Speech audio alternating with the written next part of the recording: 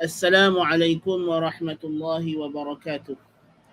Alhamdulillahi rabbil alamin wa bihi nasta'in wassalatu wassalamu ala khatamil anbiya'i wal mursalin nabiyina Muhammadin wa ala alihi wa sahbihi ajma'in. Amma ba'du. Para pelajar, semoga Allah Subhanahu wa taala merahmati dan memberkati kita. Pada pagi ini kita menyambung perbincangan kita, pengajian kita dalam perkara berkaitan dengan asas-asas fardu ain.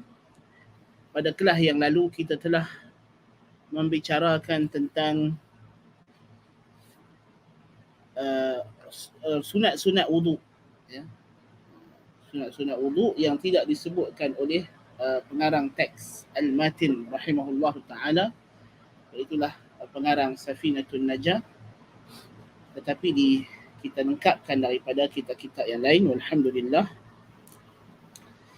Kemudian kata beliau rahimahullah, faslun an-niyyatu qasdu syai'i muqtarinan bi fi'lih wa mahalluha al-qalbu wa at-talaffuz biha sunnatun wa waqtuha 'inda ghasli awwali juz'in min al-wajh. Kemudian beliau rahimahullah memperincikan sedikit tentang masalah niat, kerana niat ni memerlukan penjelasan. Kerana dia ada beberapa hukum, seperti mana kata para ulama, sab'u syara'iti atat fi niyyati takfi liman hawalaha bila wasani, haqiqatun hukmun mahallun wa zamanun wa kayfiyatun syartun wa maqsudun hasan.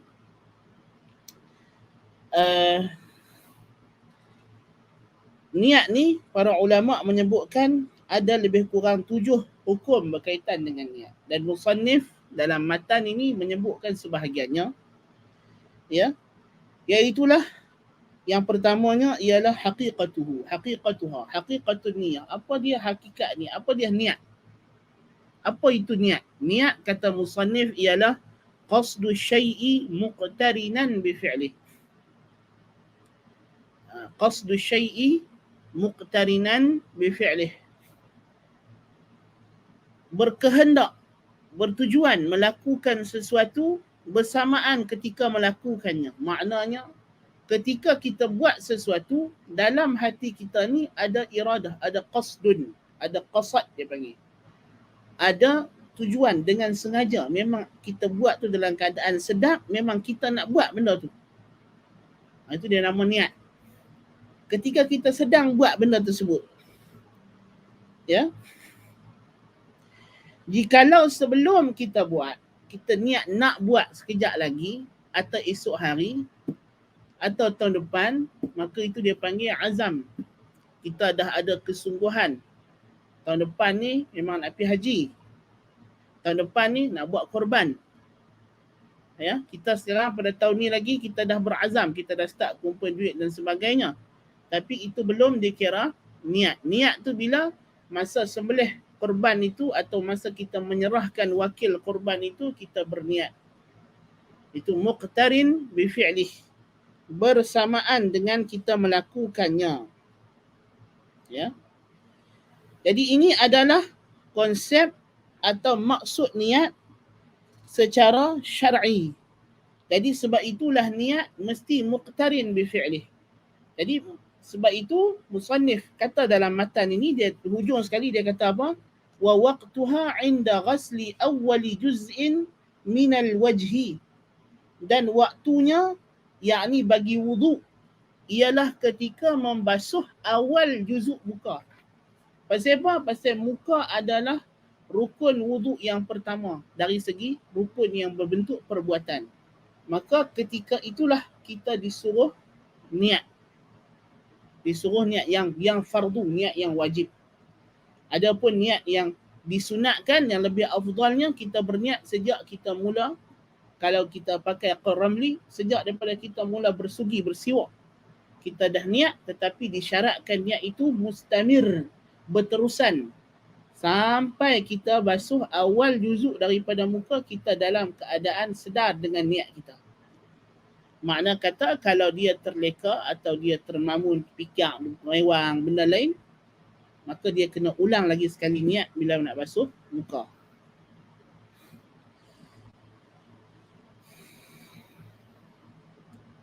Nah. So itu niat. Niat adalah al-qasdu. Ya. Wa mahalluha al-qalbu. Yang pertama daripada hukum niat ialah hakikat. Kita dah tahu hakikat ialah qasdu syai'i muqtarinan bi fi'lih. Bertujuan melakukan sesuatu berserentak dengan buat benda tersebut. Itu makna niat dari segi syarak. Kemudian musannif sebut hukum yang kedua, dia kata wa mahalluhal qalbu, dan tempatnya adalah pada jantung. Al-qalbu. Niat di mana? Dalam jantung, dalam hati, jantung hati. Bukan di lidah, bukan di lisan. Yang wajib yang diambil kira adalah pada jantung ini, dalam ini. Maknanya kalau dia sebut dengan lidah dia tapi dalam ni tak ada apa, kosong, macam orang mimpi, orang mamun dia sebut, maka tidak diambil kira. Ataupun dia sebut lain tapi di hati dia lain. Bagi sedekah, ikhlas ni ikhlas ambil lah, tapi dalam hati dia sebut ikhlas tapi dalam hati tak ikhlas. Yang Tuhan ambil kira yang mana? Yang malaikat nak tulis pahala yang mana? Yang dia sebut dengan mulut ke? Yang dia niat dalam hati ke? Yang dalam hati lah, yang dalam jantung ni. Sebab itu niat ni daripada min a'malil qulub, daripada amalan hati. A'malul qulub yang kita akan bincang nanti, masalah al-ikhlas. Naam. Jadi poin dia di sini adalah mestilah tempat niat itu ialah dalam jantung. Dalam jantung. Tidak diambil kira niat itu apa yang disebut dengan lidah jikalau bersalahan dengan apa yang ditujukan dalam jantung. Kalau dia tidak sebut dengan lidah pun, kalau dalam jantung dia ada, maka sahlah ibadat. Sahlah ibadat. Dia ambil beruh gigi tadi, dia ingat kata ni nak start wuduk. Dalam hati, dalam jantung ni, dia ingat, ni aku nak ambil wuduk ni, angkat hadas kecil. Kan? Lepas tu dia pun duk ingat benda tu sampailah dia basuh awal juzuk muka, maka sahlah wuduk dia, walaupun dia tak sebut dengan lidah dia nawaitul wudu'a lillahi ta'ala.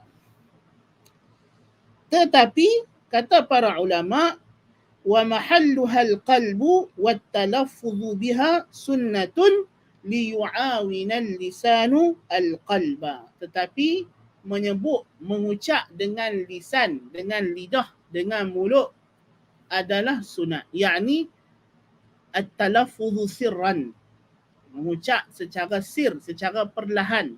Adapun mengucap niat dengan kuat-kuat jahran, maka ini adalah bid'atun mazmumah, bid'ah yang dicela. Bid'ah yang dicela sebab kata Syekhul Islam Ibn Taimiyah rahimahullah, tidak diketahui Nabi SAW mengucapkan niat secara terang-terangan, jahran. Dan tidak ada mana-mana ulama mazhab yang 4 yang mengatakan niat itu dijaharkan, dikuatkan. Yang ada dalam mazhab Syafi'i ialah berdalilkan kepada istislah, berdalilkan kepada sabitnya datang lafaz niat ini dalam ibadat haji, dan mana Jibril alaihissalam kata kepada Nabi SAW, qul umratan fil hajjah, Nabi disuruh sebut oleh Jibril umrah dalam haji, maka ini mensabitkan adanya sebutan bagi niat. Dan ulama melihat dengan menyebut niat ini dia membantu hati, membantu hati. Maknanya dia bukanlah satu ibadat yang khusus atau ritual yang khusus, tapi dia lebih kepada macam kita bercakap dengan diri kita sendirilah. Kan kita nak buat sesuatu, bila kita berazam dalam hati, bukankah kadang-kadang kalau kita nak menegaskan lagi benda tu, kita bercakap dengan diri kita sendiri, ni tahun depan ni nak kena buat korban ni, dia kata. Itu kan dia bercakap dengan diri dia sendiri. meluahkan isi hati dia. Betul tak? Macam tu sahaja, bukannya dia satu perkara orang kata apa, benda yang rumit untuk dipahami. Tak? Jadi kalau dalam urusan-urusan biasa hari-harian kita pun kita bercakap dengan diri kita, maka tidak ada salahnya masa satu orang tu dia nak ambil wuduk, dia peringatkan diri dia sambil dia ingat dalam hati ni, aku nak ambil wuduk ni. Aku ambil wuduk kerana Allah Ta'ala. Kan? Tak ada masalah. Kan? Tak ada masalah. Walaupun sebahagian ulama' yang lain berpandangan ala kulli hal yang disebut oleh ulama' sebagai bid'ah itu ialah al-jahru bin niyah. Al-jahru bin niyah. Melafazkan niat dengan kuat-kuat, tu tak boleh lah bid'ah. Setengah orang kalau bulan puasa lepas habis sembahyang tarawih dia tu imam ambil mic, nawaitu sauma ghadin an adai tu bid'ah lah. Niat jama'i pula tu tak ada. Dia lafaz niat ni bukan satu ritual ibadah, dia just nak liyu'awinal lisanu al-qalb, untuk lidah kita ni bantu hati kita supaya kita tak leka, tak lalai. Itu je. Kan? Tak leka dan tidak lalai. Adapun dia pergi buat ritual baru, tu imam berdiri dekat dalam saf, makmum berdiri dalam saf, tu imam berdiri tempat dia, dia pergi sama-sama kita niat nak usalli fardha, tu dengan mikrofon dengan apa, tu tak betul lah. Itu salah lah. Masing-masing lah. Untuk kalau rasa tak perlu, bahkan jikalau dengan kita duk sebut di mulut itu menimbulkan was-was pada hati, para ulama kata yang ni juga disuruh tinggal, ini juga jadi bid'ah. So dia melihat kepada keperluan. Kalau rasa perlu sebut, tak perlu sebut, tak sebut. Tidak ada masalah. Naam. Wa mahalluha al-qalbu wa talaffuz biha sunnatun wa waqtuha ay fil wudu'i, dan waktunya yakni dalam konteks kita duk cerita ni pasal wudu', inda ghasli awwali juz'in minal wajhi, ketika membasuh awal juzuk daripada wajah.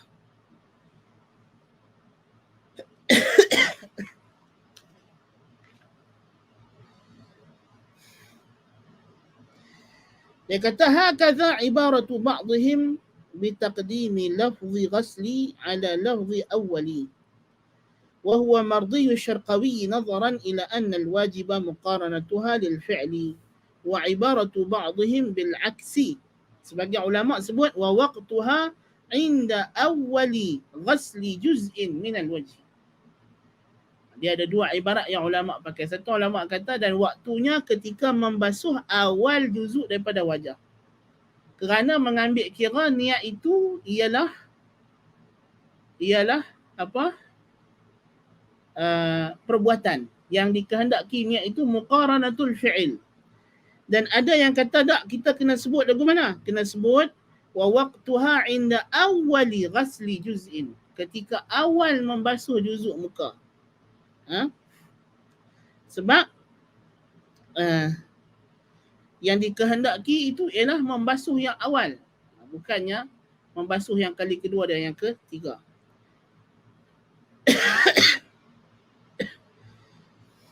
Jadi dikehendaki itu ialah yang pertama.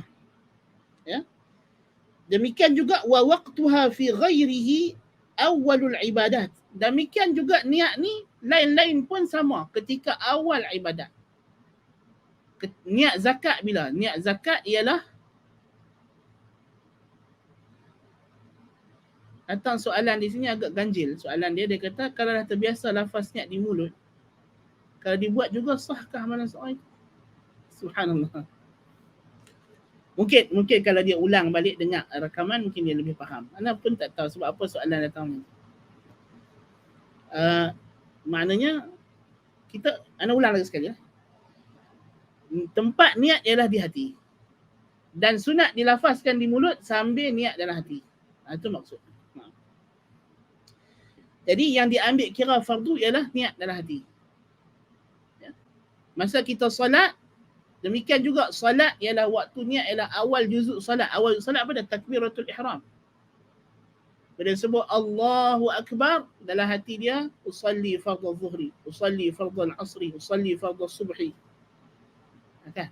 Ini kita akan bincang nanti bila datang bab solat.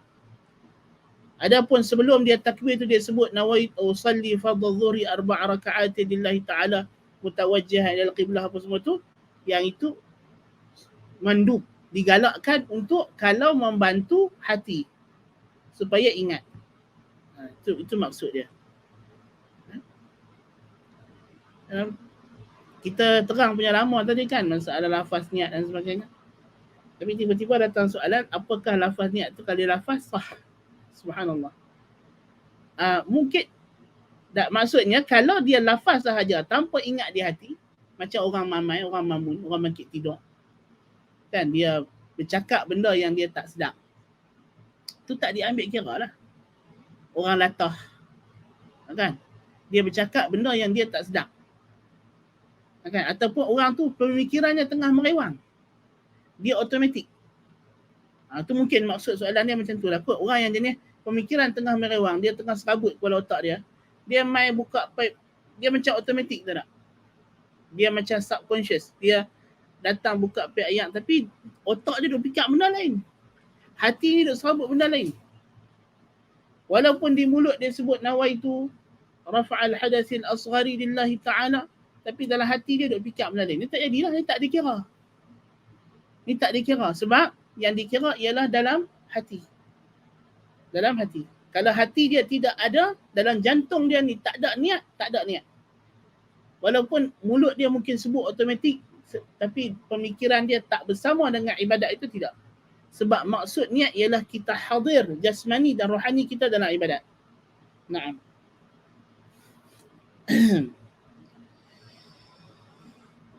Demikian juga ibadat-ibadat yang lain. Salat ketika takbiratul ihram, zakat ketika kita mengeluarkan zakat. Mengeluarkan zakat tu masa kita prasing duit tu lah, atau masa kita nak bagi dekat amil. Kalau macam zakat fitrah, masa kita buat keluar beras daripada kantung ya, nak bagi nak isi beras, nak pergi hantar dekat amil zakat kalau kita bayar pakai beras lah. Atau masa kita duk kira duit di rumah tu nak prasing, ni zakat aku, ni zakat, niat masa itu. Itu dikira awal perbuatan mengeluarkan zakat. Kecuali ada beberapa ibadat yang niat dia mendahului. Di antara yang masyhur ialah puasa. Yang sahihnya puasa di sisi ulama Syafi'iyah, niat di malam hari itu ialah azam. Dia adalah azmun uqima maqaman niyah. Dia adalah keazaman yang mengganti tempat niat. Dia adalah keazaman yang mengganti tempat niat. Sebab dia dahulu daripada waktu puasa. Sebab disyaratkan dalam syarak mestilah ada azam untuk berpuasa sebelum masuknya waktu fajar. Jadi ini 3 perkara yang musannif sebut. Ada lagi beberapa hukum. Ya. Antaranya hukumnya. Hukum niat adalah kebanyakan wajib bagi ibadat yang wajib. Dan dia adalah biasanya rukun daripada rukun-rukun ibadat. Dan tujuan niat ni ialah nak membezakan antara ibadat dengan ibadat dan nak membezakan antara ibadat dengan adat. Apa yang membezakan kita basuh tangan sebab tangan kotor atau saja nak basuh tangan dengan tangan sebab nak wuduk ialah niat. Mandi sebab nak membasah-basah badan atau mandi wajib ialah niat. Apa nak bezakan mandi Jumaat dengan mandi hari raya? Niat. Puasa hari Isnin dengan hari Khamis, apa yang membezakan? Niat. Baik. Jadi hukumnya wajib. Dan kadang-kadang ada juga keadaan tertentu yang tidak ghalib, yang tidak biasa. Hukumnya sunat sahaja, seperti ketika memandikan jenazah. Mandi jenazah niat sunat saja, tidak wajib.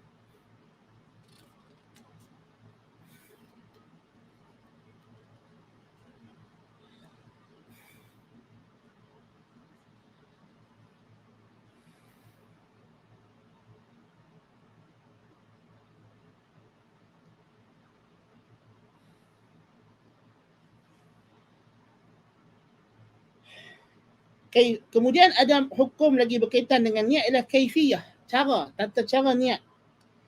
Tata cara niat itu berbeza-beza dengan benda yang kita hendak niatkan. Ya.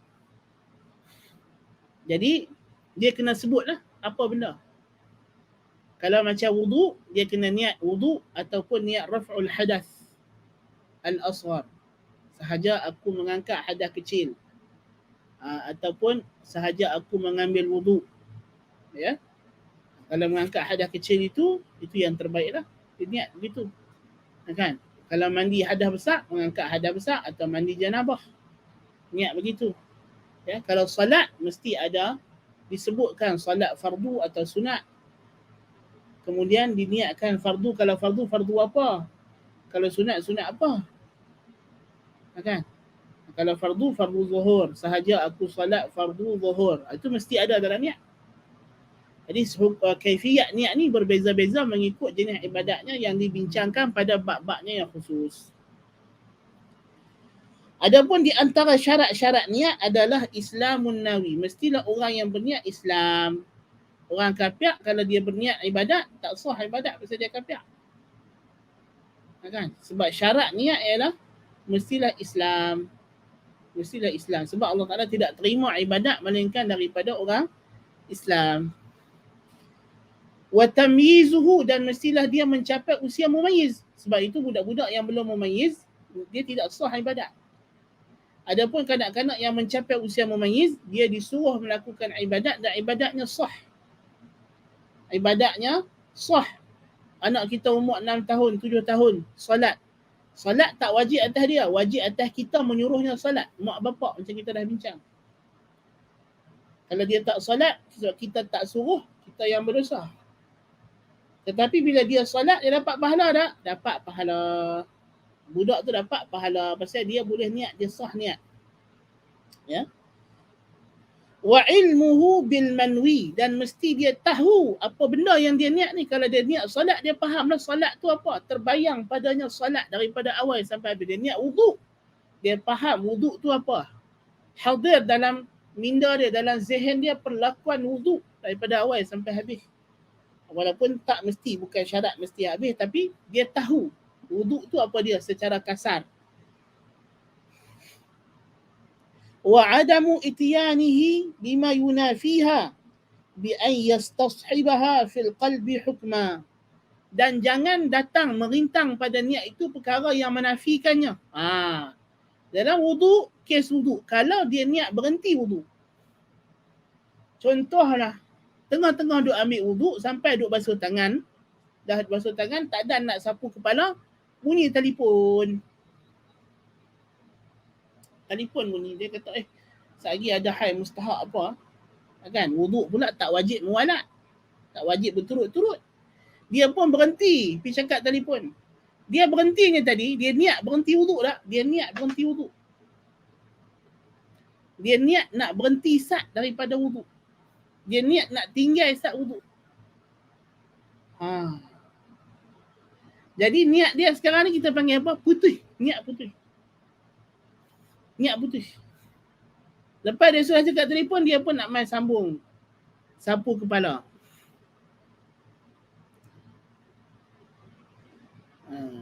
Subhanallah. Datang soalan, puasa niat di malam hari tapi tak tahan diri sehari, termasukkan muqtarinan bi fi'lih. Subhanallah, baru sebut tadi, baru sebut. Tak tahu mungkin internet dia lambat sampai kan? Tapi anda baru sebut tadi. Kita dah sebutkan tadi. Niat puasa ialah dia adalah azmun uqima maqaman niyah. Nah. Kadang-kadang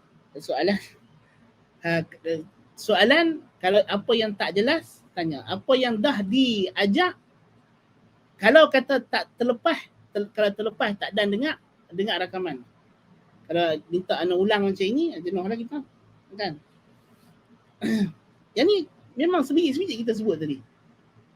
Memang tempat-tempat kita sebut tadi. Memang kita sebut dalam kelas tadi. Kita memang bincang. Baru beberapa minit lepas, kita dah bincang dah. Niat puasa itu apa dia? Nah. Subhanallah. Jadi kalau dia nak main sambung, nak sapu kepala, dia kena buat apa? Dia kena niat balik. Dan dia kena niat untuk setiap anggota wudu. Maknanya ketika nak sapu kepala, dia kena niat, aku sapu kepala ni sebab ambil wudu. Kemudian nak basuh kaki, niat pula wudu. Itu maksudnya. Sama juga kalau dia tengah dah baru lepas basuh muka, dia putuskan niat. Lepas tu nak main basuh tangan, maka dia kena niat untuk setiap anggota wuduk. Dia kena niat untuk setiap anggota wuduk.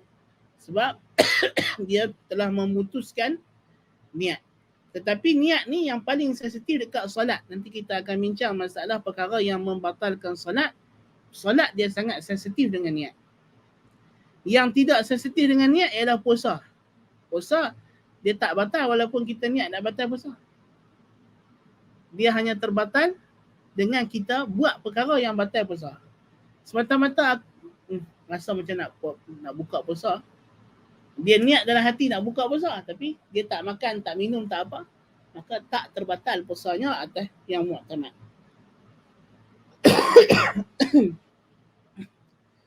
Wa alla takuna mu'allaqatan, dan janganlah ia tergantung dengan seperti contoh insya-Allah.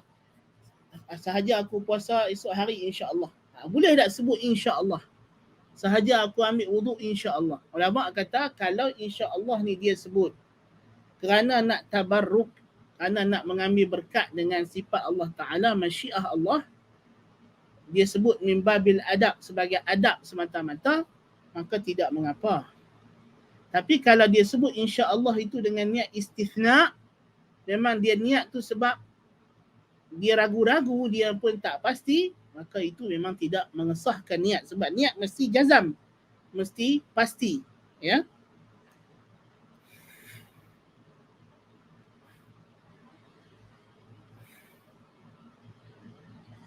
Dan inilah 7 perkara tentang niat ini, iaitulah sab'u syara'itin atat fi niyyah takfi liman hawalaha bila wasan, haqiqatun hukmun mahallun wa zaman, kaifiyatun syartun wa maqsudun hasan. Maqsudun hasan yakni hendaklah yang terakhir sekali hukum niat ini, dia hendaklah berniat untuk ikhlas kerana Allah Ta'ala. Sesunat dia sebut lillahi ta'ala. Kalau dia tak sebut lillahi ta'ala pun tidak mengapa. Tapi mesti ikhlas. Kerana kalau tidak ikhlas, tidak ada pahala. Bahkan jatuh ke dalam syirik. Na'udzubillah min zalik. So itu dia sebut sedikit tentang perbahasan hukum niat. Kemudian dia kata wat-tartibu alla yuqaddama 'udhun 'ala 'udwi. 'Udhun 'ala 'udwin. Dan tertib pula maksudnya pasal apa? Pasal daripada 6 rukun wudu, 2 rukun ni ialah rukun yang bukan ketara. Yang pertama niat, dia bukannya perbuatan yang jelas, dia dalam hati, dalam jantung. Yang kedua ialah tertib. Tertib ialah bukannya satu perbuatan khusus, dia adalah susunan kita buat tu daripada basuh muka, tangan, kepala, kaki. Maka maksud tertib ialah dia tidak mendahulukan anggota atas anggota yang lain. Maknanya dia mesti start dengan muka, tangan, kepala, kaki. Tak boleh terbalik. Walaupun sedikit.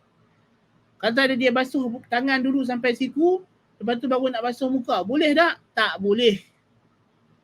Sebab Allah Subhanahu wa Ta'ala sebut dalam Al-Quran,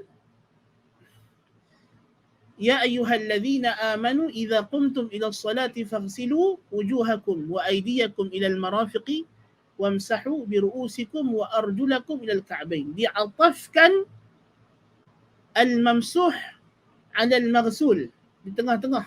Kemudian dipatah balik kepada maghsul wa arjulakum. Ini menunjukkan bahawa tertib ini dimaksudkan oleh Allah Ta'ala.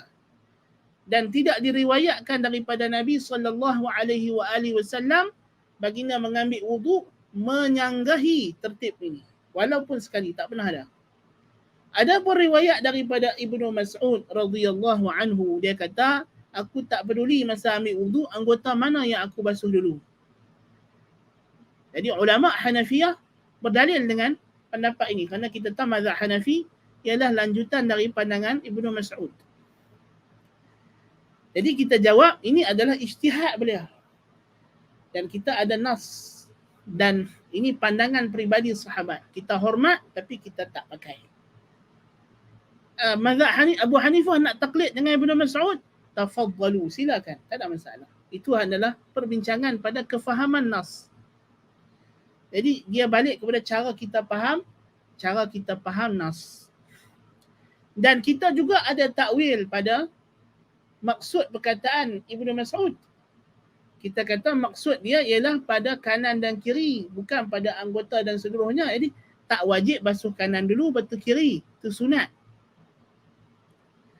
Tapi dari sudut tertib anggota secara keseluruhan wajib. Jadi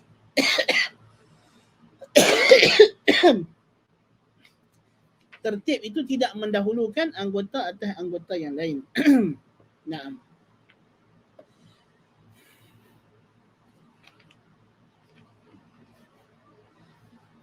Baik, tak ada soalan. Kita teruskan hukum yang seterusnya yang dibawa oleh Musannif rahimahullah ta'ala.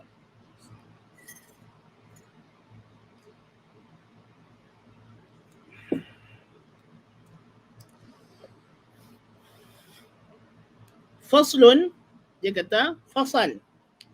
Fasal ni musannif nak bawa hukum tentang hukum air. Pasal apa?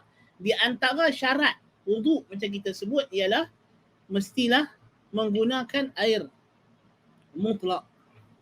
Air mutlak. Ada ayat-ayat yang tertentu sahaja yang boleh digunakan untuk mengambil wuduk. Maka perlulah bagi orang yang nak bersuci mutatahhir tahu jenis-jenis ayat. Mana yang dia boleh pakai untuk bersuci dan mana yang dia tak boleh pakai. Dan air adalah min wasailit taharah. Dia adalah daripada 4 wasilah taharah, daripada salah satu daripada 4 wasilah taharah, iaitulah air, debu tanah, batu untuk istinja dan juga alat untuk dibab untuk samak kulit. Baik. Dia kata al-ma'u qalilun wa kathir. Air itu ada 2 jenis. Air di sini ialah air mutlak.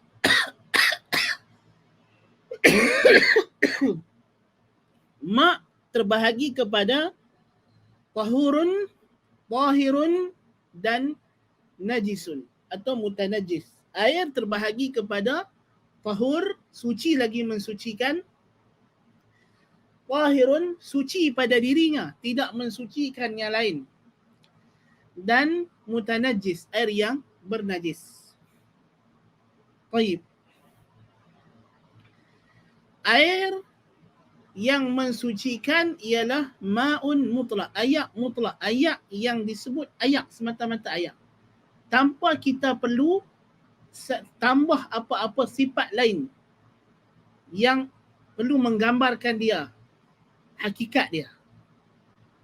Contoh, air mineral. Air mineral ni air dah, air. Mineral tu hanya gambaran bagi tempat dia atau sumber dia. Ya. Dia adalah ayak. Maknanya kalau orang kata, tuang mai ayak secawan. Kalau kita tuang ayak mineral, betul tak? Betul. Kalau tuang ayak minuman, betul tak? Betul. Kita tuang dekat dia ayak tu, kita ambil daripada telaga. Boleh tak? Boleh. Kita tuang ayak tu kita ambil daripada laut. Sah. Jadi ayak yang dikatakan ayak mutlak ini ialah ayak yang kekal, al-baqi ala asli khilqatih, yang kekal pada asal Tuhan cipta dia lagu mana. Iaitulah ma nazala minas sama' au naba'a minal ard. Apa yang turun daripada langit, ayat hujan, dan apa yang terbit daripada bumi, seperti ayat mata air. Yang turun daripada langit bertakung di bumi lah, ayat laut, ayat sungai, ayat perigi, ayat mata air. Ini semua adalah ayat yang disebut sebagai air mutlak. Demikian juga air salji dan air hujan batu yang dicairkan. Jadi ayat mutlak ialah 7 perkara. Air hujan, air laut, air sungai, air perigi, air mata air. Air ketua batu, hujan batu turun ais. Kan? Hujan batu ni kalau kita biar lama-lama dia cayak. Ataupun kita panaskan dia cayak jadi ayak. Dan salji, ayak salji. Kita himpun-himpun kepal-kepal salji. Ya. Kemudian dicayakkan. Dapat ayak seceret. Ini adalah air yang mutlak. Air yang mutlak. Dan termasuk juga ulama sebut di antaranya rashhul ma'. Ayak. Kita jerang ayak. Ayak tu mendidih. Kan bukhar dia, wak dia, kalau kita tahan dengan apa-apa benda, dia akan jadi ayak balik kan. Ayak ni pun ayak mutlak juga. Kan? Jadi ayak ni ialah tahurun. Dialah yang suci lagi mensucikan. Suci lagi mensucikan. Ya.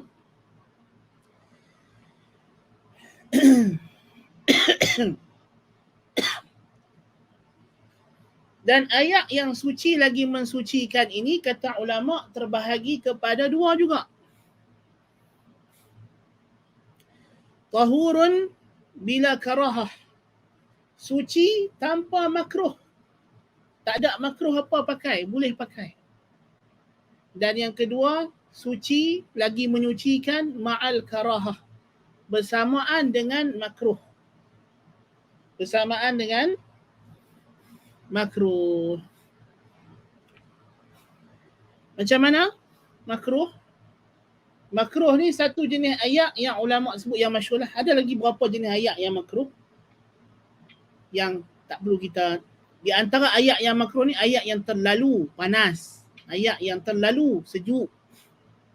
Kalau kita guna untuk berwuduk, ayak yang terlalu panas atau terlalu sejuk, boleh jadi kita tak sempurna wuduk.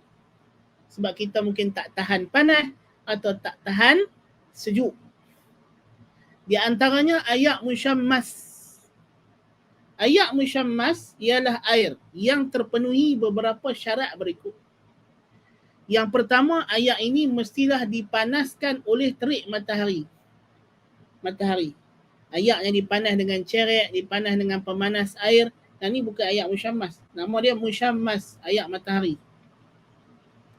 Dan ayak ini mesti bertakung dalam bekas yang boleh diketuk. Yang boleh diketuk seperti besi, aluminium. Ya. Yang dia memanjang, melebar bila diketuk. Adapun bekas tembikar, kaca, ini bukan ayak musyammas. Perigi, sungai, laut. Walaupun ayak laut kena terik matahari, perigi kena terik matahari, itu bukan ayak musyammas. Yang ketiga, mestilah bekas yang boleh, yang memanjang, yang melebar bila diketuk itu bukan daripada emas dan perak. Kalau dia duduk dalam bekas emas atau perak, ayak itu haram diguna dari sudut emas dan perak. Tapi dia bukan ayak musyammas.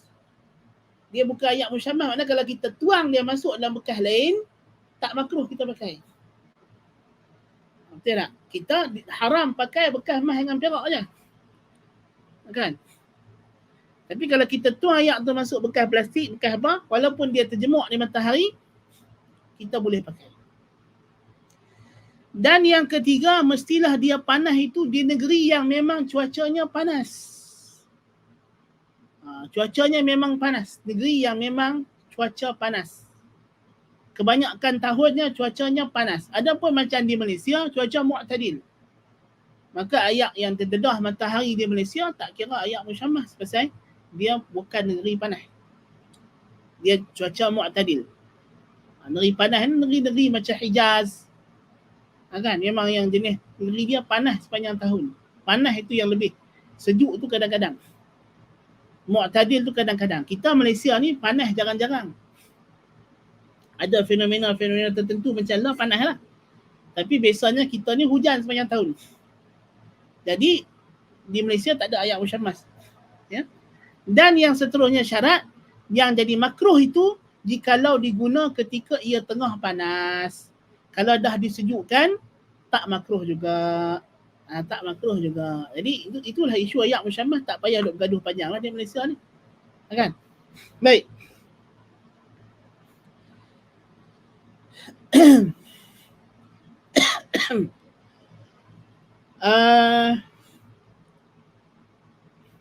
Adapun ayak yang tahir, ghairu mutahhir, yang suci pada dirinya, tidak mensucikan pada yang lain, iaitulah ayak yang muqayyad, ma'un muqayyad. Ma' muqayyad ni apa? Yakni ayak yang kita tak boleh menyatakan hakikatnya, melainkan kita kena tambah sesuatu sifat yang lazim. Seperti air teh. Air teh ni yang penting apa dia? Air ke teh? Teh yang penting. Kalau kita tak sebut teh, kalau kita tak sebut ayak pun, sebut teh saja dah menyatakan hakikatnya.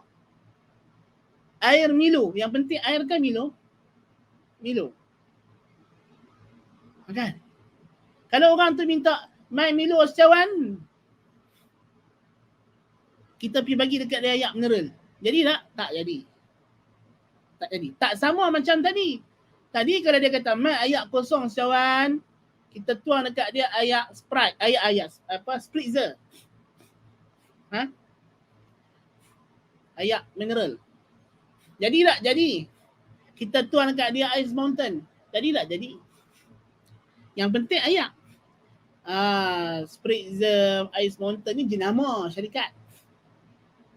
Dia adalah ayak. Kan? Jadi ayak yang muqayyad macam ini, dia tidak mensucikan najis maupun hadas. Jadi tak boleh cuci najis pakai ayak Milo, pakai ayak teh, pakai ayak sirap. Intabihu. Jangan kata ambil wuduk, suci najis pun tak boleh. Buat istinja lagi tak boleh. Suci najis pun tak boleh. Ya. Cuci benda-benda kotor, debu-debu boleh lah. Tapi siapa nak buat lagu tu kan? Lagi kotor lah. Kan? Apatah lagi nak pergi ambil wuduk, tak boleh.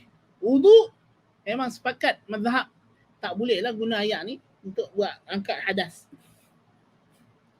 Untuk cuci najis, mazhab Abu Hanifah kata boleh. Ayak tebu, ayak mawar. Ayak tebu, ayak mawar ni dia benda yang keluar daripada, bukan daripada sumber air yang asal. Kan? Dia bukan ayak tu yang penting, ialah tebu dan mawar itu. Baik. Di antaranya juga ialah ayak musta'mal yang kita akan sebut nanti. Ayak yang telah digunakan pada fardu taharah. Maksudnya ayak yang telah diguna untuk mengangkat hadas atau mensucikan najis. Yang lebihan yang tidak berubah. Kita cuci baju kita kena kencing. Baju budak, baju anak kita dia kencing dalam seluar, kita pun cuci. Cuci, kita perah hak last tu. Kita cuci, dah cuci kain tu, kita perah. Perahan lebihan daripada ayak itu dia panggil ayak musta'mal. Ataupun dia panggil rusalah. Ayak lebihan daripada mencuci najis. Wuduk, lepas kita ambil wuduk, kita basuh muka. Basuhan yang pertama, ada ayak dah melekat dekat muka kita? Ada. Boleh tak kita pergi calit ayak dekat muka kita ni, dekat tangan kita untuk basuh tangan? Tak boleh. Kerana bila kita calit daripada muka pergi ke tangan, ayak tu dia panggil ayak musta'mal. Ya? Ayak musta'mal. Yang tu tak boleh lagi diguna untuk mensucikan. Ya? Kecuali setelah dikumpulkan balik mencapai jumlah 2 qullah. Banyak yang kita akan sebut sekejap lagi. Jumlah 2 qullah. So itu ayak yang suci pada dirinya. Dia boleh digunakan untuk buat benda-benda lain. Cuci debu, cuci apa. Bahkan suci pada dirinya. Boleh diminum? Boleh. Kan? Tapi untuk diguna bagi mengangkat hadas atau mensuci najis, tak boleh, tak sah.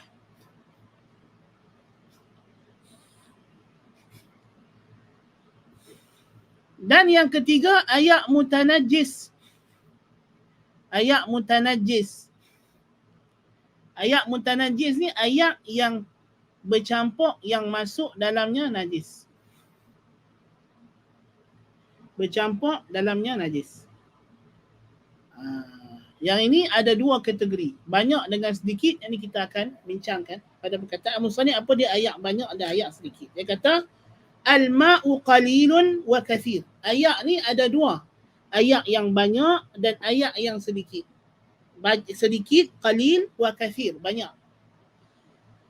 Al-qalil ma dunal qullatain. Ayak ni dikira sedikit. Okey, pembahagian ayak kepada banyak dan sedikit ni tak ada khilaf dalam kalangan mana-mana mazhab dah.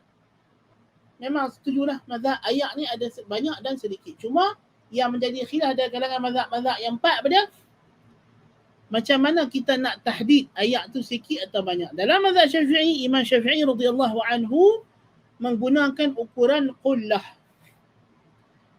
Dua qullah. Qullah ni apa? Bekas yang besar.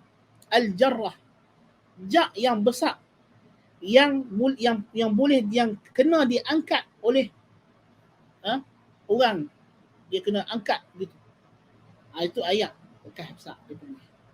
Jadi itu makna qullah asalnya. Jadi orang Melayu kemudiannya dia guna kalimah qolah. Qolah kita kalau kita faham qolah tu qolah dalam toilet tu qolah. Tapi asal perkataan qolah ni ialah bekas ayak bencana besar. Ya.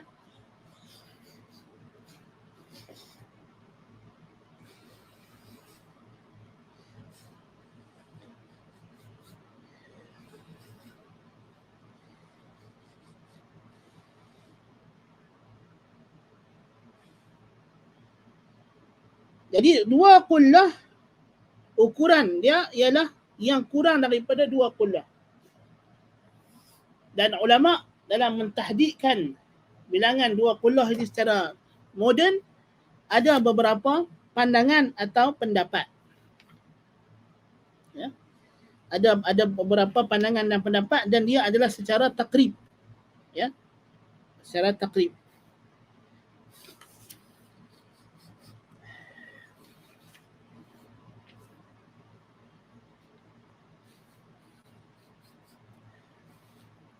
Lebih kurang dari segi bilangan liter ialah hampir-hampir yang ni yang anda sebut ni dalam kitab Syekh Mustafa Al-Bura, Mustafa Al-Bura, dia sebut dalam At-Tadhhib ialah lebih kurang 190 liter. Ada yang kata 193, 195, ada yang kata 200 lebih. Ya, lebih kurang 200 liter lah. Kita letak 200 liter. Iaitulah satu bekas 4 segi, ya, yang panjangnya, yang tinggi sisinya lebih kurang 58 cm. Kalau kita duduk dalam satu tong, tingginya 58 cm. Ya. Kalau yang lama itu dianggarkan ukurannya, dia kata 500 ritlin Baghdadi. 500 ritil Baghdadi. Ritil ni alat pemberat yang diletak dalam timbangan dacing. Zaman ukur. Dia letak dacing sebelah, di sebelah tu dia letak ritil, barang letak sebelah. Jadi berat dia 500 ritil ni. Manakala kalau letak 500 ritil ni sebelah dacing, kita letak satu bekas, kita buh ayak sampailah dia berdiri sama. Ritil ni ialah ritil yang dibuat di Baghdad zaman Khulafa' Abbasiyah. Jadi ritil ni dia kata satu ritil bersamaan dengan 500. Dua qullah ialah 500. Ya, 500 ritil.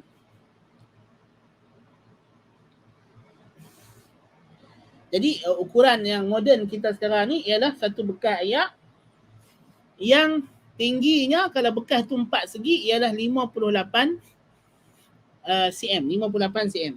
Berlebih kurang ayak itu ialah 200 liter, 190 liter. Lebih kurang. Ya. Lebih kurang.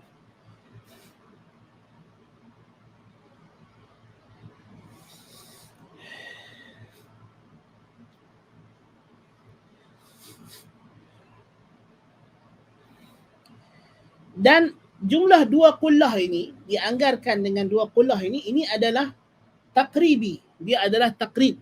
Maknanya kalau ayat tu kurang lebih daripada 2 ritil, maksudnya dia kalau kita kata 2 qullah tu 500 ritil, kalau dia kurang dalam 2 ritil, lagi 2 ritil nak cukup 500, maka boleh dimaafkan lagi. Tapi kalau lebih daripada 2 ritil, tak boleh. Ya. Jadi satu ritil dianggarkan lebih kurang 405 gram. 405 gram. Jadi 4 liter lah lebih kurang. Kan? Kalau dia kurang dalam 8 liter, kira boleh maaf lagi lah. Tapi kalau kurang lebih daripada 8 liter, 11 liter, itu dah dikira kurang daripada 2 qullah. Dari 11 liter lagi nak cukup 190. Itu kira kita kata kurang daripada 2 qullah. Kurang daripada 2 qullah, dia kira ayat tu sedikit. Wal kathiru qullatani fa akthar. Yang banyak pula ialah 2 qullah dan lebih. 2 qullah dan lebih. Ya.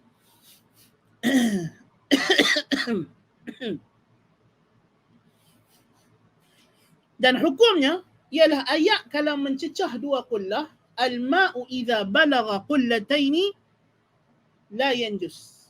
Ayat dalam hadis Nabi SAW, bila mencecah 2 qullah, idza balagha qullataini lam yahmil khabatha, tidak menanggung najis. Tidak menanggung najis. Dan hadis ini sahih. Ya. Paling kurang dia sahih di sisi ulama Syafi'i sahih. Syekh Albani juga mensahihkan hadis ini. Ulama Syafi'i majoritinya telah menghukum hadis ini sahih. Nah.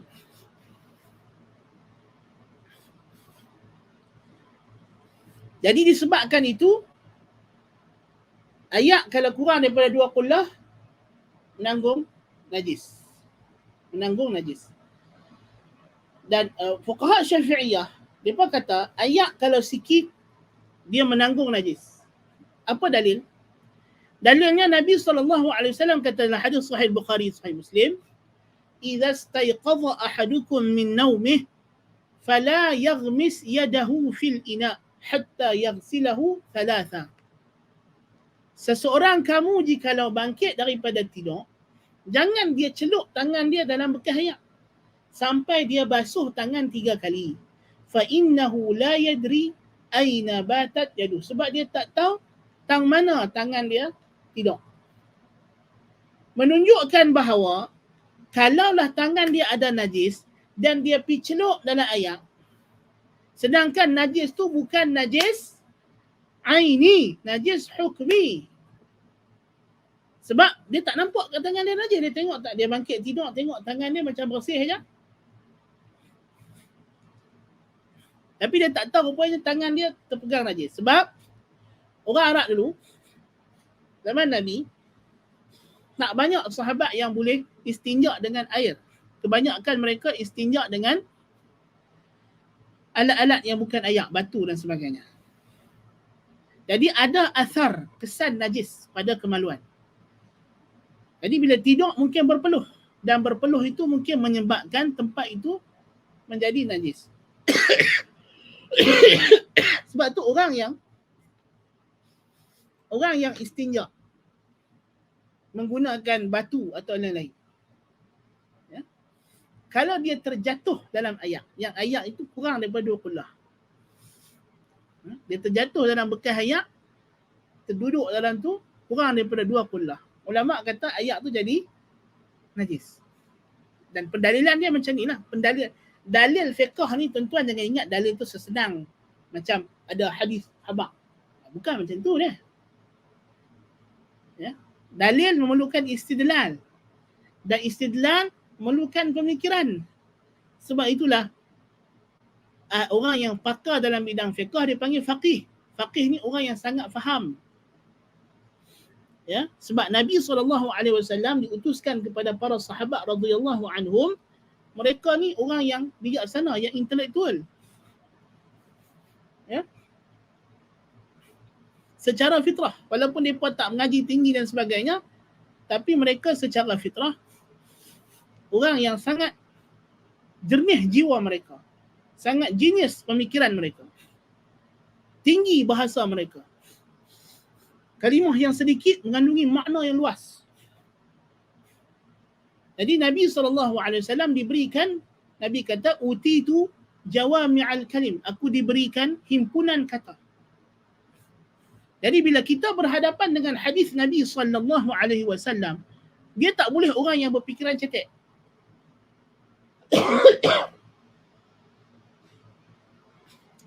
Yang nak boleh istinbat hukum daripada hadis Nabi ni, dia tak boleh orang yang berfikiran cetek. Dia mesti orang yang sama pemikiran dia dengan sahabat.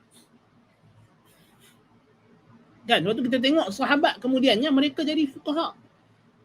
Nabi cakap sikit tapi mereka elaborate hadis Nabi tu panjang sampai jadi kelas-kelas yang berjela-jela mengajak fiqh.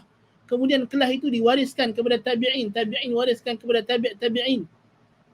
Sampailah mazhab itu digelarkan kepada ulama-ulama yang memasyhurkannya.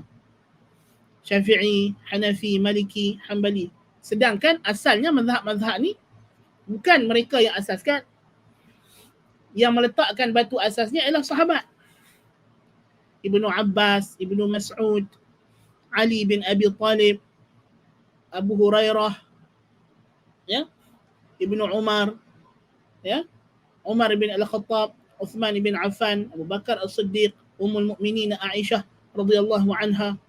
Mereka ni semua fuqaha as-sahabah. Ya. Yang mereka ni yang meletakkan batu asas kepada mazhab-mazhab yang muncul. Ya. Jadi bila kita kata tadi, ulama dia tengok, Nabi tak bagi celup tangan. Tapi kawan yang celup tangan ni, kalaulah tangan dia memang ada najis terang-terang, mesti dia tak celup, confirm lah, siapa nak celup. Jadi larangan ni Nabi larang kepada siapa? Kepada orang yang bangkit tidur, dia tengok tangan dia tak ada apa. Kan? Tapi Nabi larang dia celup. Pasal apa larang celup? Pasal takut tangan dia ada najis. Jadi kalaulah mencelupkan tangannya yang ada najis yang hukmi tidak menyebabkan ayak yang sedikit tadi menjadi najis, tentu dah Nabi tak larang. Ya, Nabi nak larang ni sebab apa? Pasal nak menjaga ayak tersebut supaya tidak mutanajis.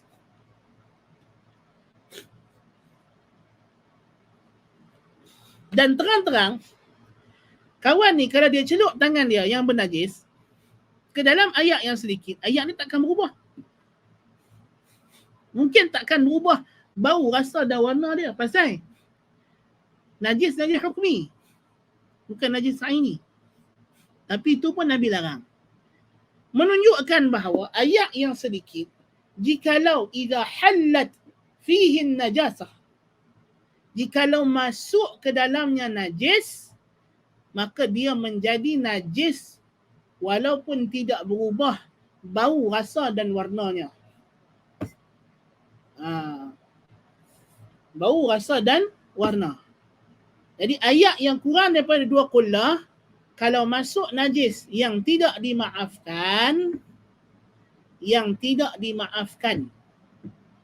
kalau najis tu najis yang dimaafkan, tak apa lah. Kan? Kalau najis tu najis yang dimaafkan, tak apa. Ini najis yang tidak dimaafkan. Najis yang dimaafkan ni macam benda-benda yang sukar untuk dilindungi daripadanya.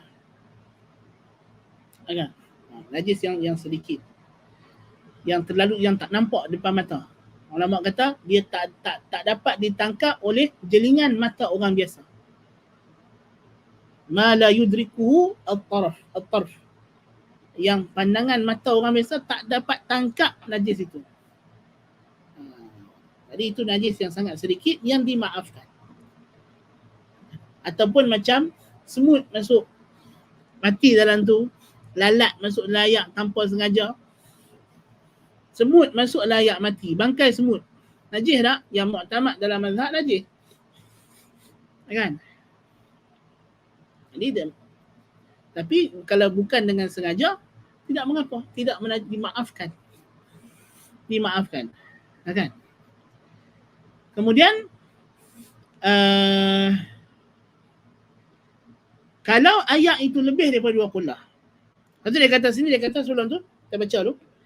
Al-qalilu yatanajjasu biwuqu'in najasati fihi wa illam yataghayyar.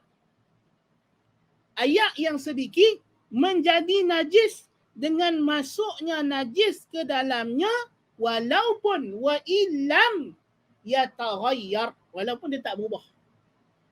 Rasa-rasa ayak, bau-bau ayak, warna-warna ayak, ya, tak berubah, ya.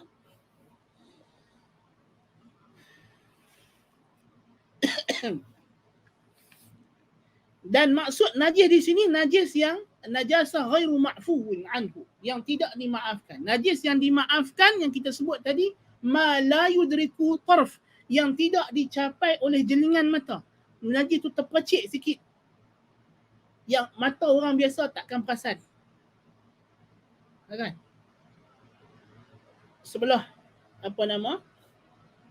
Sebelah tandas itu, tandas duduk itu biasa dia letak besen. Kan? Takung ayak. Dalam tu ada ayak bertakung. Yang kawan ni pergi kencing. Jadi ada kemungkinan tak? Ada kemungkinan secara logik akal lah. Hukum akal yang harus. Ada kemungkinan tak masa kencing tu sebenarnya, tapi dia duk tengok ayak kencing dia. Tak nampak pun terpercik ke dalam bekas tu. Tapi dari sudut kemungkinan kiraan fizik mungkin ada kemungkinan. Lebih daripada 1%. Tapi tak nampak, mata tak nampak pun terpercik. Maka dimaafkan walaupun kemungkinan besar ada terpercik. Tapi disebabkan pandangan mata biasa dengan jelingan hujung mata pun tak nampak. Ya? Maka dimaafkan. Dimaafkan. Atau binatang yang kita sebut tadi, binatang yang tak ada darah mengalir. Seperti semut. Jatuh dalam ayak, mati. Ya? Cicak jatuh layak, mati. Cicak dia bukan ada darah mengalir. Cicak dengan semut sama hukum. Yang muktamad dalam mazhab Syafi'i, binatang yang tak ada darah mengalir, kalau mati bangkai dia najis. Bangkai dia najis. Ada qaul yang muqabil asah tidak najis. Kalau kita pegang tak najis, memang dia tak najis lah. Tapi kalau kita kata dia najis, najis yang dimaafkan jika dia terjatuh tanpa dibuat-buat. Tapi kalau kita yang pergi ambil cicak terendam bagi mati, atau pergi ambil semut bubuh layak nak bagi mati, itu najis, tak dimaafkan lah. Baik. Apa dalil pasal Nabi suruh celup tu? Lalat. Lalat terjatuh. Bukan kita berjatuh, terjatuh. Jadi bila kita renam balik lalat tu kali kedua, ada kemungkinan tak dia akan mati? Mungkin dia mati, mungkin tak mati. Jadi menunjukkan bahawa bangkai binatang yang tidak ada darah mengalir, jika terjatuh ke dalam ayak yang sedikit yang kurang 2 qullah dan dia mati dalam ayak tu jadi bangkai, atau bangkainya terjatuh dalam ayak tanpa sengaja, bukan dibuang sendiri kita dalam ayak, maka dimaafkan. Maka kalau masuk ke dalam ayak yang kurang 2 qullah ini, najis yang tidak dimaafkan, yakni lain daripada 2 yang kita sebut tadi,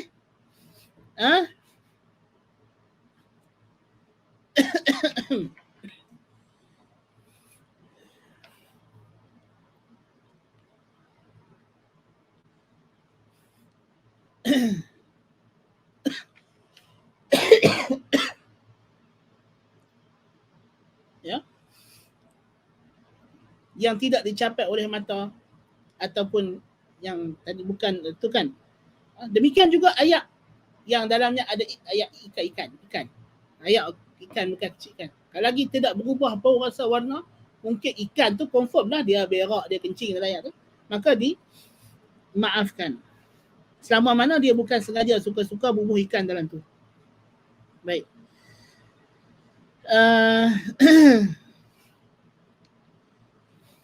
Demikian juga burung meminum ayak, lembu minum ayak, bekas bukan bagi sup haiwan, bekas minuman haiwan.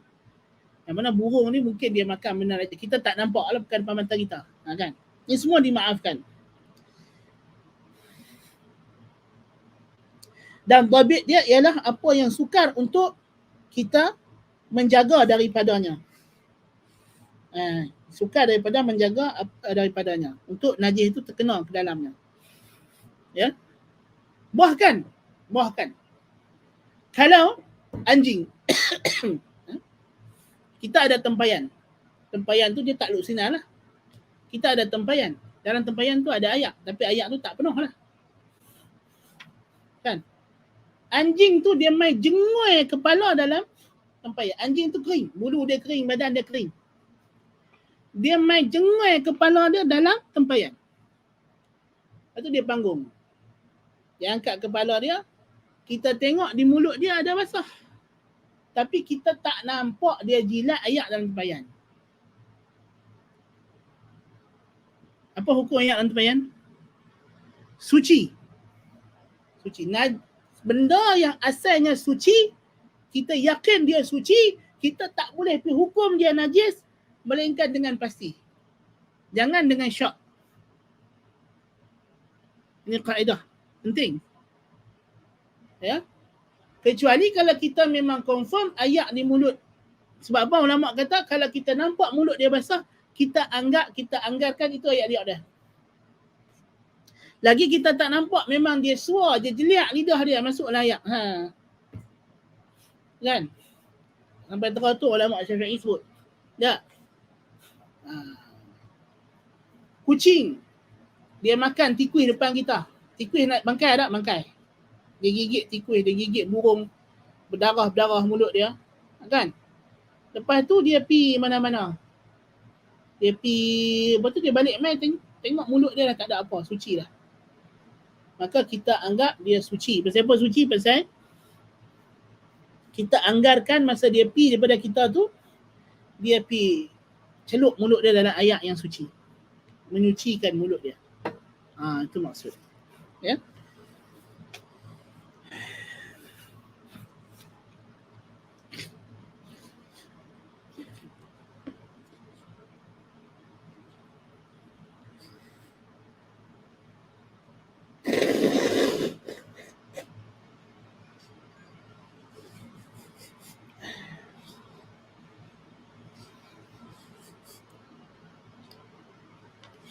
Bulu kucing sikit-sikit ya masuk dalam bekas ayak kita tanpa sengaja, itu juga dimaafkan.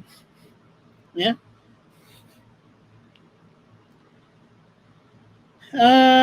Lepas tu dia kata wal ma'ul kathir, tu ayak yang sedikit. Ya. Ayak yang sedikit. Dia kata di soalan di sini, dia kata ayak yang terpercik ketika kita sucikan diri ketika buang air. Ayak musalah. Ya.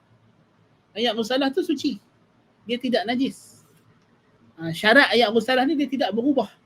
Dan mahal yang tempat kita basuh tu telah menjadi suci. Maka ayak itu ialah ayak yang suci. Jadi ayak yang melekat dekat seluar dalam kita lepas kita istinja, dekat kain kita lepas kita istinja, ayak ni ayak suci, bukan ayak najis. Intabihu jayidan. Ya. Baik. Dia kata wal ma'ul kathir la yatanajjasu illa idza taghayyara ta'muhu aw launuhu aw rihuhu.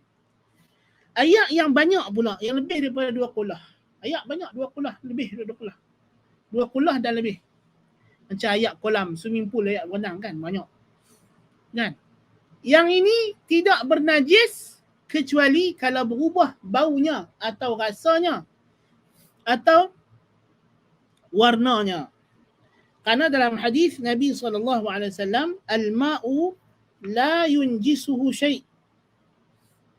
Air itu tidak menajiskannya sesuatu illa idza taghayyara ta'muhu aw launuhu aw rihuhu, dan tambahan ini adalah dhaif dengan ittifaq, tetapi ulama telah ijma'. Air kalau berubah salah satu dari sifat ini, bau atau rasa atau warna, kepada najis, rasa-rasa najis atau bau-bau najis atau warna-warna najis, maka dia adalah mutanajjis. Dia adalah air yang bernajis. Jadi kolam renang hak besar kalau ada budak kencing dalam tu, ya, atau ada binatang jatuh dalam perigi atau dalam tasik mati, lembu mati dalam tasik, kebau mati dalam tasik, ada bangkai,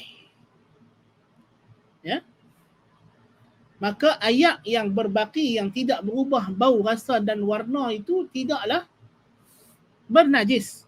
Tidaklah bernajis. Yang najis ialah kawasan bangkai itu. Pasal kawasan bangkai itu kita anggap air yang duduk dekat bangkai itu ialah air yang sedikit. Ya. Air yang sedikit. Air yang banyak yang tidak berubah bau, rasa dan warna tadi, maka dia tetap suci. Tetap suci. Dan hadis yang menyokong perkara ini adalah hadis Bi'ri Buda'ah. Hadis Telaga Buda'ah. Sebab Telaga Buda'ah ni masuk dalamnya macam-macam. Ya, macam-macam bangkai anjing apa semua dibuang dalam itu, kemudian hilang. Air dia tak berubah, air dia duduk suci, duduk elok macam tu. Maka Nabi izinkan untuk pakai air Bi'ri Buda'ah. Menunjukkan bahawa air kalau banyak, lebih daripada 2 qullah, kalau masuk najis ke dalamnya, kalau kita tak berubah rasa, bau atau warna, dia tidak bernajis.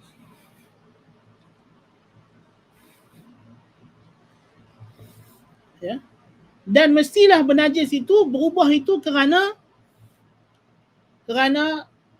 masuk najis ke dalamnya, bukan kerana sekadar bau. Katalah kebau mati tepi sungai, dia mati tepi sungai, kan? Jadi bau bangkai itu melekat dekat air. Orang Melayu kata melekat dekat air, kan? Jadi air sungai tu jadi bau bangkai, tapi bangkai tak masuk dalam tu. Tapi sebab bau tu kuat sangat, bau tu dia, air tu tarik bau. Apa hukum? Istirwah ini tidak menajiskan air. Dia tidak menajiskan air. Yang menajis itu kalau dia berubah bau tu sebab bangkai tu masuk dalam air. Wuqu'un najasah.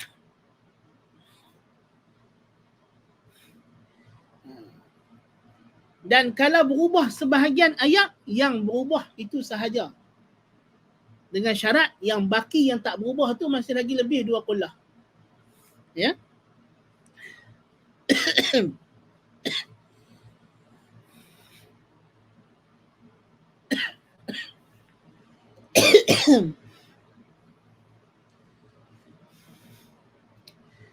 Baik, di antara isu kalau masuk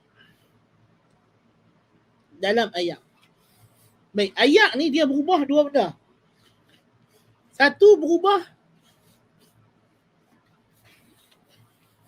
sebab najis. Ini yang kita dah bincang. Air berubah sebab najis jadi mutanajis. Kalau air berubah sebab bitahirin mukhalitin. Bitahirin mukhalitin. Yang berubah sebab benda yang suci yang bercampur dengan air. Macam mana? Sama juga. Kalau air tu berubah dengan sebab benda suci, berubah sifat bau, rasa dan warna, maka air tadi menjadi suci tapi tak menyucikan, macam air teh, air Milo. Itu kita panggil air berubah tapi dia berubah dengan benda suci. Ya. Tetapi kalau masuk dalam air benda pejal.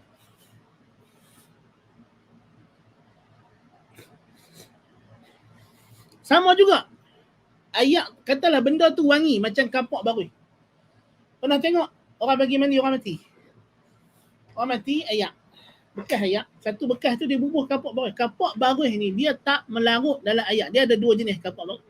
Kapok baru tak melarut dalam ayak. Kapok tu dia duduk atas ya. Kita pecah dia duduk. Nampak seketui-seketui biji-biji sabuk dia tu. Kan? Tapi ayak tu jadi wangi nak. Ayak jadi wangi bau kapok baru. Kan? Tapi kapok baru tu duk terapung atas ayak tu. Kalau kita ambil penapis, kita cedok, kita dapat balik kapok tu. Nampak tak? Hak ni dia tak mengubah hukum ayak sebagai suci mensucikan. Jadi sebab tu ayak tu boleh curah bagi mandi orang mati untuk mengangkat hadas. Sama juga kalau kita ambil kayu gaharu, tubuh dalam ayak. Warna tak berubah, rasa tak berubah, bau berubah. Bukan sebab dia melarut. Sebab dia duduk mujawir, dia duduk berampiak dalam ayak. Berhampiran ayak. Maka tidak menukar hukum ayak. Ya, tidak menukar hukum ayak. Tapi kalau dia masuk dalam ayak, dia melarut, bercampur dalam ayak, yang itu yang mengubah hukum daripada ayak itu tahur jadi tahir. Macam kita masuk teh, masuk sabuk Milo, sabuk koko, sabun, shampoo. Dah. Bathtub kita tu tuang kita punya shower gel. Kan? Shower gel tu dia bercampur. Dia mukhalid dengan ayak. Ayak tu jadi ayak tahir ghairu mutahhir. Kita boleh mandi biasa boleh, tapi mandi wajib tak boleh. Ambil wuduk tak boleh ayak tu. Nah. Baik. Dia berkata ada hadis Ustaz, Nabi mandi wajib dengan ayak yang terjatuh ke dalamnya tepung dan ada asar, kesan tepung. Allah. Kita kata bukan ayak tu berubah jadi ayak tepung. Nah. Bukan ayak tu berubah jadi ayak tepung. Ada tepung sikit masuk tepung, dia pejal. Tapi kalau dah masuk tepung sampai jadi ayak tepung, takkan nak buat mandi wajib juga. Itulah dalil tadi kita kata, kalau masuk benda yang tak bercampur dengan ayak, ya, dan dia merubah mungkin sedikit warna atau sedikit bau air, maka itu tidak mengubah status ayak daripada tahur, daripada suci lagi menyucikan. Dia tetap suci lagi menyucikan. Tapi kalau dia berubah banyak, taghayyara kathiran, dia berubah banyak. Ya, bubuh tepung tu kacau sampai jadi ayak tepung. Memanglah. Atau kita pergi buah kapak baruh itu, kapak baruh hak larut dalam ayak. Lepas tu kita kacau sampai hilang ayak. Jadi warna kapak baruh jadi bau. Tu cerita lain lah. Kan? Lepas tu ayak hak kita buah daun bidara, ayak hak buah kapak baruh ini semua ayak mutlak. Dia bukan ayak suci. Pasal daun bidara tu dia duduk atas ayak ya. Bukannya dia melarut dalam ayak. Kecuali kalau kita pergi blend ayak dengan daun bidara. Kan? Dia kata, itu Ustaz tu orang bagi mandi orang mati je lah. Kan? Ayak tu ayak suci. Pasal daun bidara tu dia bukan melarut dalam ayak. Kapuk baruh pun dia tak melarut dalam ayak. Kan? Baik.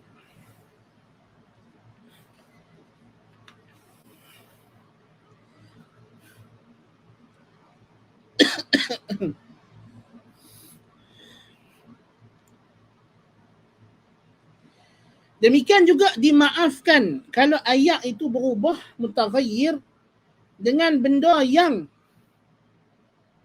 tidak boleh mengelak ayak daripadanya, kerana dia berubah itu kerana terlalu lama bertakung atau kerana kiambang dalam ayak, berubah sebab kiambang atau lumut Ayak sungai, ayak parit banyak berubah sebab ada kiambang, tuhlub, ada lumut, ya, atau sebab daun-daun jatuh dalam telaga, dalam sungai, atau ayak sungai yang keruh kerana tanah.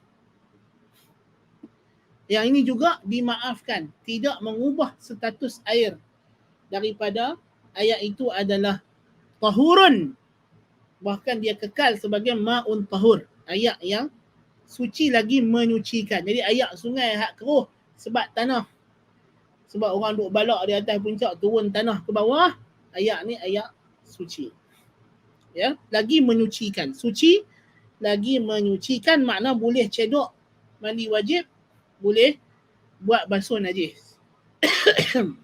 Dari segi hukum boleh pakai. Dari segi kesihatan kena tanya pakar kesihatan. Kalau ayak tu memudaratkan kesihatan, doktor kata ayak sungai negeri sekian ni sebab dah terjejah teruk dengan tanah balak dan sebagainya, maka memudaratkan kesihatan, maka kalau dah confirm mudarat kesihatan, haram pakai. Tak? Haram pakai. Kalau kemungkinan memudarat kesihatan, makruh pakai. Makruh pakai. Makruh pakai. Ada? Jangan duk faham dia kata, bila orang habaq dekat dia ni sungai ayak keruh ni macam mana? Oh, dia kata boleh lagi ayak mutlak lagi. Tu nampak sangat. Hukum ayak pun tak lepas lagi, nak memerintah negara Islam tu mana? Kan? Asas fardu ain, hukum ayak pun tak lepas. Tiba-tiba nak buat daulah Islam. Boleh berambuh lah. Kan? Baik. Dia kata, ada masalah di sini. Dia kata, kalau bercampur dengan ayak, sama ada najis ataupun bukan najis, benda yang sama sifat dengan ayak. Contoh, ayak mawak kan, dia dah kita buat proses apa semua, kita hilangkan bau dia. Tapi dia ayak mawak, dia tak bau wangi lah. Dia dah hilang rasa wangi. Jadi kalau sekilas pandang nampak macam ayak biasa, macam ayak terbenih. Tapi dia ayak ke? Tak, dia cecair yang keluar daripada bunga mawar. Kita pergi tuang dia dalam ayak. Atau ayak musta'mal. Kita pergi tuang dalam ayak yang tidak mencecah dua kulah. Dan dengan masuk ayak musta'mal tu pun, dia tak jadi dua kulah lagi. Contoh, kita ambil wuduk, ada besen tepi, ada ayak. Lepas tu, ayak wuduk kita ni menitik masuk dalam tu. Kan? Ayak musta'mal ni menitik masuk dalam bekas tadi. Apa hukum? Demikian juga ulama bagi anggaran. Dia kata, kalau ayak kencing itu disuling, warna dia jadi jernih, tak ada bau, nampak macam ayak biasa. Lepas tu kita tuang ayak kencing yang dah disuling tadi, yang dah tak ada rasa, tak ada bau, tak ada warna kencing lah. Tapi asal dia kencing lah. Zat dia zat ayak kencing, zarah ayak kencing. Apa hukum ayak ni? Yang ni kita akan bahas pada kelas yang akan datang biiznillah taala. Hukum ayak ni hukum yang panjang. Ya. Tapi insya-Allah kita akan ambil perbincangan dia pada kelas yang akan datang. Wallahu taala alam bissawab. Dan soalan yang ada pun kita dah jawab tadi. Jadi kalau tidak ada soalan lain, kita naktafi bihadzal qadar. Qultu lakum ma sami'tum. Subhanakallahumma bihamdika asyhadu an la ilaha illa anta astaghfiruka wa atubu ilaik. Assalamualaikum warahmatullahi wabarakatuh.